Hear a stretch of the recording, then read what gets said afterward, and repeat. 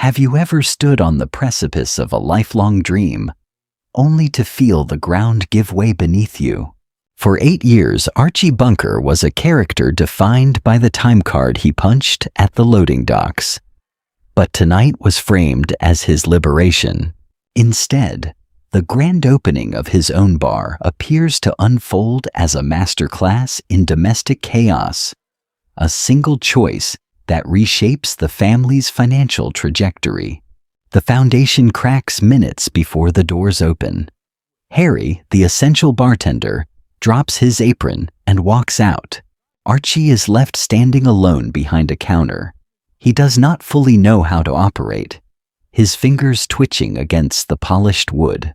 From a character analysis perspective, Archie's aggressive behavior toward Harry appears to be less about simple arrogance and more of a defensive reflex, hiding an immense panic of failure.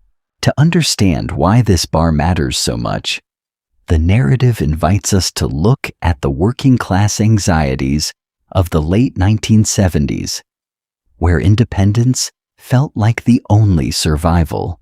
How many viewers in that generation tolerated a difficult workplace for years, fueled entirely by the secret dream of becoming their own boss?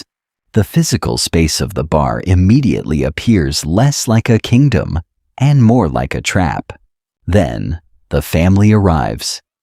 Edith, Mike, and Gloria step through the door, tying on aprons without mocking his helplessness.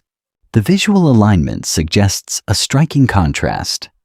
The very family members Archie criticizes every day are the only ones standing between him and public humiliation. One interpretation of this scene is that the episode suggests an invisible, unbreakable net of family solidarity that ideological arguments rarely destroy completely. What makes this storyline unusual for a 1970s sitcom is that success is not portrayed as a simple reward. Instead, the episode treats success as the beginning of a new set of problems. Mike is placed behind the taps, a young intellectual looking entirely out of his depth in a blue-collar battlefield. Carol O'Connor's performance captures a man monitoring the room like a general losing control of his flanks, his gaze darting from the register to the crowded booths. Do you remember the nervous excitement of launching something of your own, where every small misstep felt like a major catastrophe? We are dedicated to exploring these deeply human television moments with the depth they deserve. If you share this appreciation, please consider subscribing to join our living room. The chaos deepens when the male patrons begin surrounding Gloria, causing Archie's domestic protective instincts to clash with his role as a hospitable host. The narrative structure suggests this chaotic opening night serves as a metaphor for the unpredictability of independence, where ownership brings its own form of instability. Then, amidst the shouting, Edith steps up to the microphone, singing without hesitation. The unpolished, soaring voice of Jean Stapleton cuts through the barroom din, allowing the room to briefly yield to the chaos. A close examination of Carol O'Connor's physical reaction reveals a complex mix of embarrassment and an unacknowledged gratitude. A significant narrative turning point arrives not from a customer, but from a figure from Archie's daily life, his boss from the loading docks. How do you face the person who has owned your labor for years at the exact moment you are trying to prove you no longer need them? The boss speaks down to Archie, his tone carrying the casual condescension of a man who views Bunker merely as a piece of machinery on the docks. This confrontation appears to be one of the thematic centers of the episode, a stark clash of socioeconomic status played out over a bar counter. Archie's posture stiffens, and his chin lifts slightly, replacing years of performative compliance with a fragile pride.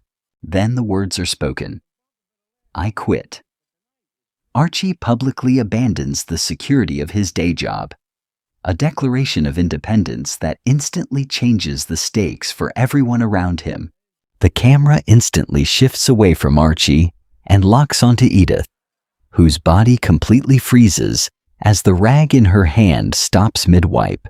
The frame appears to capture the moment Edith realizes that the family's future has become far more uncertain than she expected.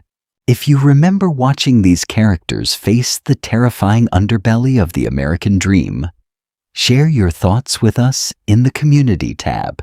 If you enjoy thoughtful discussions of classic television, consider subscribing so you won't miss future analyses.